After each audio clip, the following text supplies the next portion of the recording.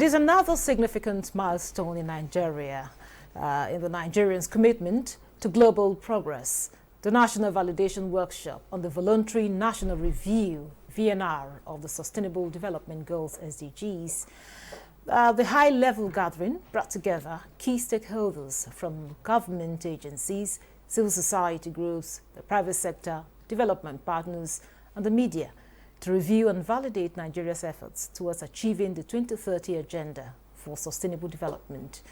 The workshop serves as a platform to assess the country's progress, identify gaps, and ensure inclusivity in reporting on the SDGs as Nigeria prepared to present its voluntary national review at the United Nations.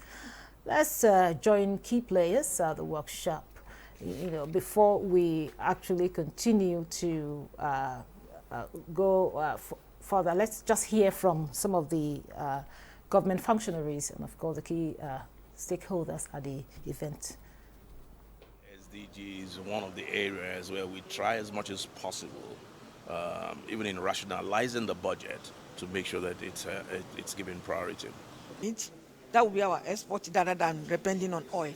So all of that putting together as part of our report and going forward so that Nigeria can continue to maintain the leadership in this continent and will inspire and encourage other African countries to accelerate the achievement of the SDGs. See how much we can coordinate the collaboration between those agencies to avoid duplication, to avoid wastages, so that we can make a proper utilization of the little scarce resource we have. We'll make the SDG if Nigeria make it. But if we don't succeed in Nigeria, let's just forget the progress for our sub-region, but also for our continent. This is why today's gathering and the commitment of Nigeria is so important to the United Nations. Thanks for joining us. I am Ikaria Clinton.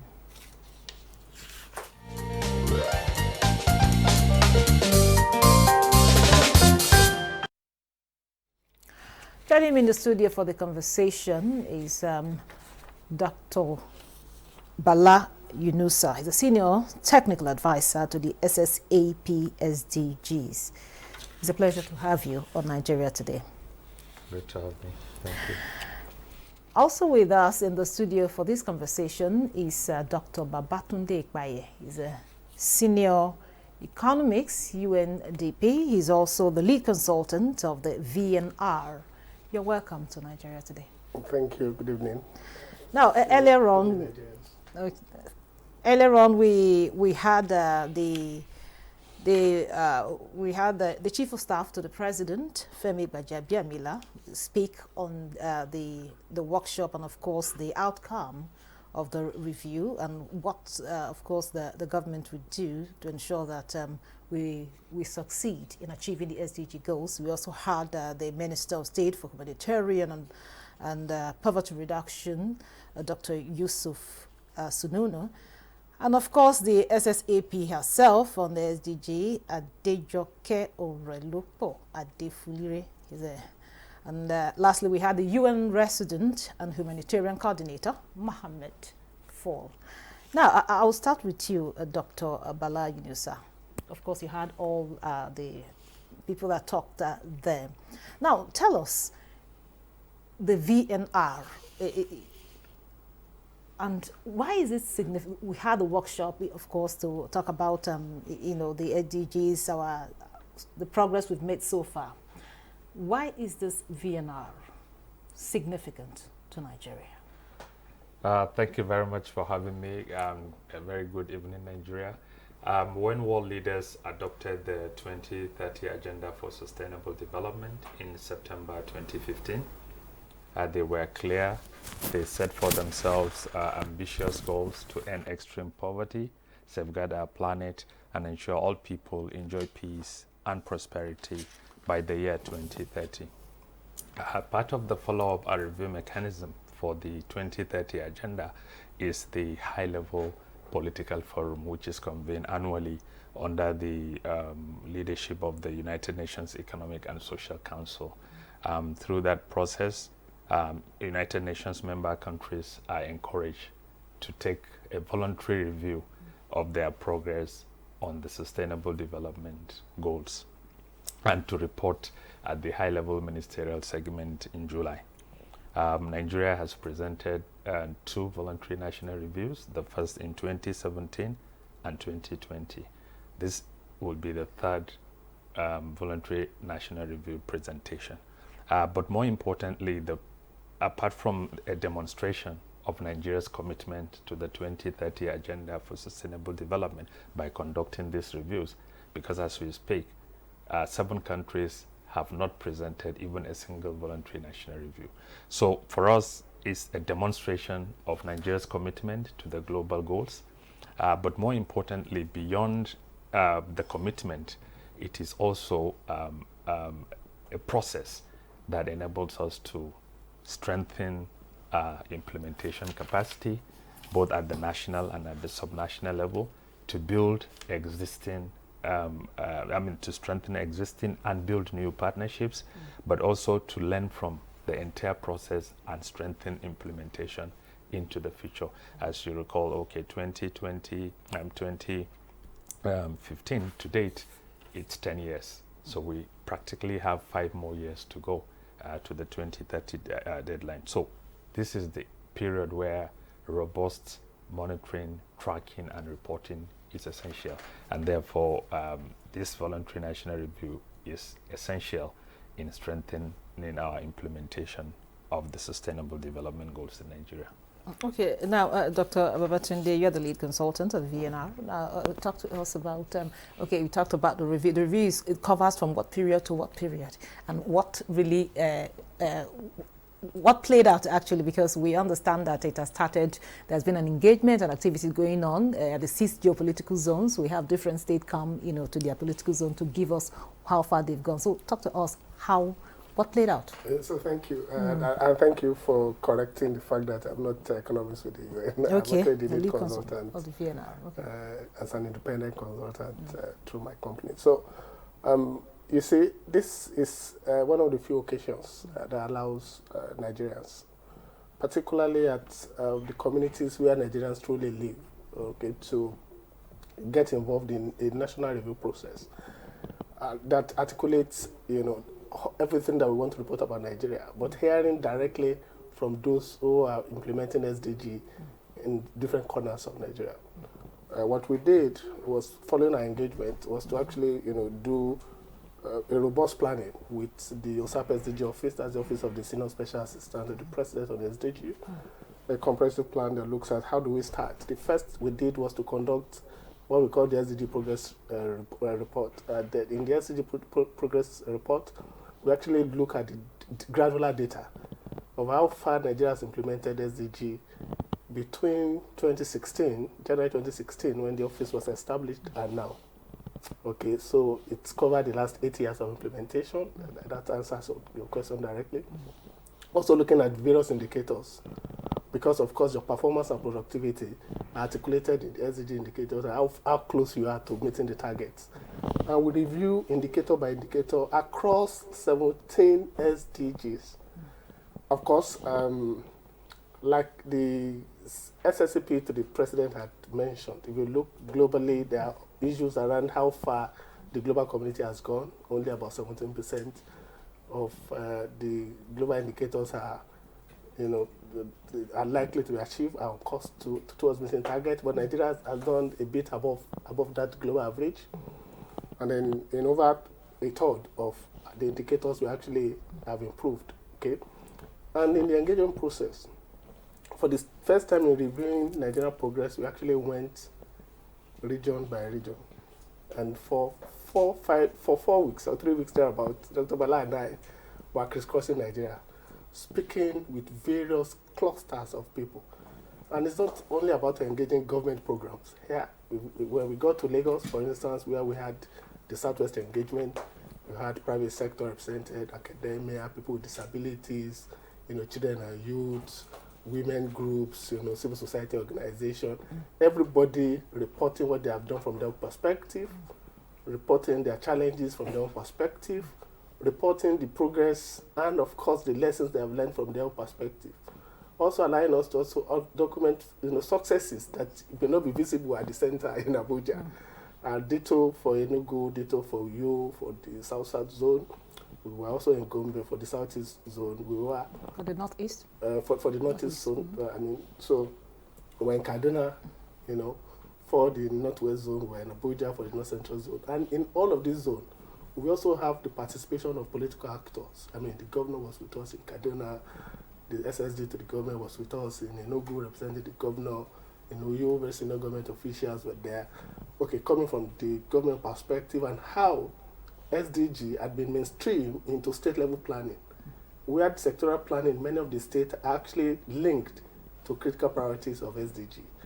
But the most important takeaway for us, okay, as a consulting organization, is like we had the opportunity of listening to the voice of the real people. And Nigeria will be reporting for the first time in New York the voices of people that matter in a way that SDGs has been implemented, not to leave anybody behind, and also getting to hear from them the unique way how they feel the improvement they require can be achieved in an accelerated manner, putting into context their realities. So that for me is a very big plus for this year. Okay, now back to you, Dr. Yunusa. Now, earlier on we had the United Nations representative there, talk about Nigeria getting it right. If Africa must succeed in achieving, the SDG goals by 2030.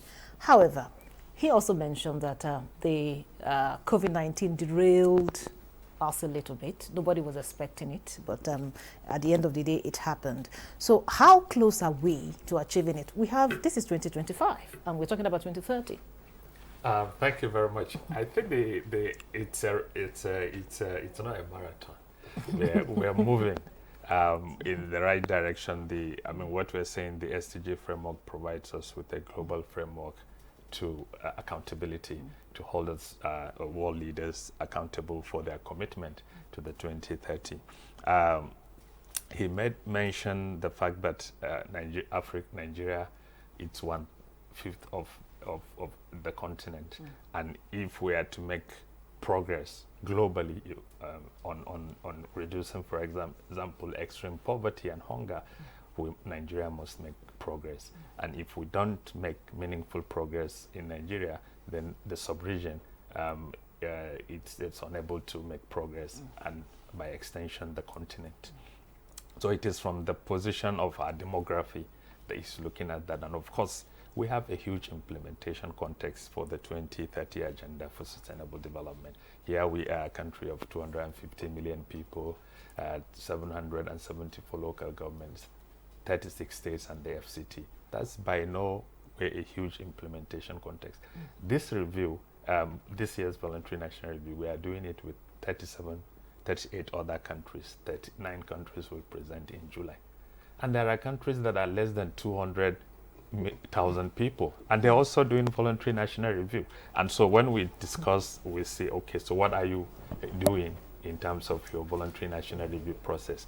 On the progress, the SDG progress report Dr. Ibai made reference to, which was launched also today, presented, looked at the 17 indicators, 17 goals, and then the SDGs, and then the reasonable number of 160 of the 169 targets across 230 key performance indicators. We're making progress on some, but the way in the wisdom of the ECOSOC you are reporting, you are either to say you are on track or likely to achieve, because these are impact indicators.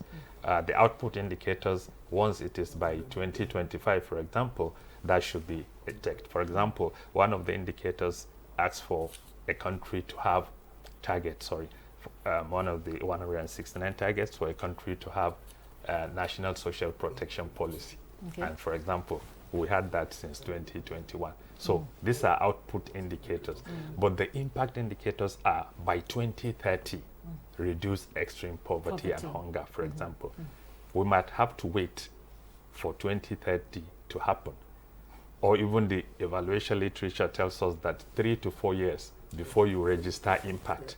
So the reporting will not be that we are there or we are not there, but we are either on track or off track or likely to make progress. So he mentioned from the progress report, about 18% of the 35%. Yeah, so from more or less of the indicators looked at in the review are making good progress. Some we are making progress, but not as we should, because you need to extrapolate that at this current progress, by 2030 we should have achieved this target in relation to these indicators. By and large, but let me also mention that in terms of institutionalization of the Sustainable Development Goals, Nigeria is leading not only on the continent, but on the global south, because our institutional frameworks are judged to be appropriate for the coordination of the SDGs. We've established a number of policy and institutional frameworks, from the ISDG model to the realignment of the national statistical system with the requirements of the SDGs to the integrated national financing framework. All of these are frameworks that enable or will guarantee effective implementation of the SDGs. Now we are at the stage where we as policymakers as well as implementers largely don't have control on the outcome. Okay. Yeah. So that is it. So talk to us about Dr. Babatunde. So you, of course, you went to the, like you said, you and them, you went round the country to meet the people that are really directly, people that are really affected.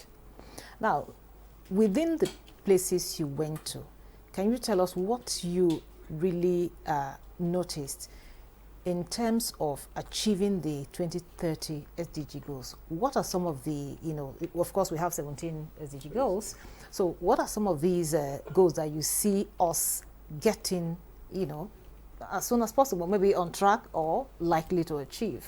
So, so thank you. So, you see, like I said, if you sit down and at the comfort of the air-conditioned room in Abuja, you don't get to know that so much is going on nationally. For instance, Nigeria has done so much on SDG 17, where you talk about partnership, right? On SDG 17, you will see across the 6 geopolitical zones how much of partnership has been integrated into development. And I'll give you a few examples. In Southwest Zone in Lagos, we heard about the beautiful work that the Dawn Commission is doing, the development for the Southwest Nigeria. From education support to creation of jobs, to empowerment of people with disability, among the 6 governors of the Southwest, taking development, not individually as a state, but leveraging on each other's strengths to deal with issues around security, the issue around health system and education and cross-border issues. Okay, so that is for us very huge. When we went to the Southeast Nigeria, for instance, we saw that many of the governors of the Southwest Nigeria are competing in terms of establishing smart schools. Okay, and because they have a Southeast Governors Forum, it becomes a peer, review mechanism where people now want to outsmart themselves by making sure, smart school becomes, a way to bring children back into school. When you say smart school, what are you talking about? Smart schools are schools that are fully digitized. And there are many testimonies we saw, live and direct, from Abia, from Enugu, from Anambra, and this has become, a major achievement. We saw what we call the BRACE Commission in the South region. Okay, we have a lot of empowerment programs, become the order of the day, and people who are vulnerable are being supported, particularly those who come from areas that have ecological issues and challenges. Okay, and then that is for Goal 17. So for us, and then beyond the fact that the government is doing so much, you also see the civil society, okay, coming to attest to many of the great work that the governors and the government have done. But across all of the regions, one unique thing we saw is the ability of people to actually put questions across because of the kind of coordination platform that has been established. Dr. Babatunde, I have to stop you there so that we'll take a short break now. The conversation will continue. Okay, I'll have to, let's go ahead. Now, from what you're saying, just conclude. So that's Goal 17, for instance. When it comes to gender, Goal 5, we've seen a whole lot of, activities, innovations, that particularly targeting women, coming from various ministries of women affairs, groups of, women, even the private sector, doing so much within, support women supporting women, okay, corporate social responsibilities, private entities, and then in many of these, if you don't go to such communities, they don't get reported at the federal level. So what we have done is to across, particularly there are 5 indicators we prioritize for this reported, SDG 3, SDG 5, SDG 8, 14, and 17. Okay, let me ask, before you go further, is it the first time you're going to that level, like the locals, going to the locals to get the report directly from them? Because I know that you've gone for the VNR in 2017, 2020, and this would be the 3rd time. Yeah. Okay, so thank you very much. I think what is unique with this, the first voluntary national review was in 2017. And as you could imagine, that was just a year following the adoption. Yes. So there was really nothing much to review. We were only able to highlight, the key institutional frameworks, the programs and initiatives of the federal government, that was trying to help facilitate the achievement of the SDGs. The 2020 was also designed in the way we have just done this. Unfortunately, as we were about to go to the field, COVID-19 pandemic came, and so we had to stop that, but we also did the consultations virtually across all the key segments of the society. So the private sector organized it across the north and south divide. The civil society did across the north and south divide, and then persons with disability. And we coordinated that, and even the presentation was done virtually because no one went to New York. Now, this year presents us an opportunity because there's nothing constraining us to do that. So we're able to go down, like Dr. Ipaye mentioned, to consult widely across all the key segments of the society. This is our approach for whole of government and whole of society to the implementation of the SDGs. And this review is coming actually at the time world leaders had just adopted the Pact for the Future during the 79th session of the United Nations. But before you continue on that, 2 documents were unveiled today, you launched. You talked about the progress report, you mentioned that. What about the charter plan for 2024 to 2028? So what is it all about? What is there? What is the plan? Okay. Again, these are all a clear demonstration of Nigeria's commitment to the 2030 agenda. What we did with the Inclusive Data Charter Action Plan was, in fact, Nigeria was among the 10 pilot countries. It's an initiative of the Global Sustainable Development Data, trying to make our data inclusive, disaggregated, and credible, so that inclusivity is brought into our national statistical system. So we worked with the National Bureau of Statistics between 2023 and 2022 actually late until 2023 and early 2024 to develop the Inclusive Data Charter. This is a way of making our administrative data reporting to be inclusive in terms of gender, disability, and the rest, so that the data that we are bringing is not only timely and credible, but also inclusive. And about 70% of the 230 key performance indicators of the SDGs actually talks about inclusivity. In fact, the transformative promise of the 2030 agenda is to leave no one behind. Who are the ones that are at disadvantage, who are the vulnerable, and they must be brought to the table. Thank you very much, gentlemen, for giving us a rundown of where we are and where we eventually will be with the SDG goals come 2030. And that was Dr. Bala Yunusa, Senior Technical Advisor to the Senior Special Assistant to the President on SDGs. Thank you so much for coming and sharing your perspective with us. Thank you for having me. And also we had Dr. Babatunde Ipaye, is the lead consultant of the VNR. Thank you so much for coming on the program. Thank you. And thank you for being part of the program. Don't forget, Nigeria Today airs every weekday at 7:30 p.m. on NTA News 24. You can also check out this episode and others on www.youtube.com/NTA News 24 Hub. Thank you for being with us. I'm Ikaria Clinton. Goodbye.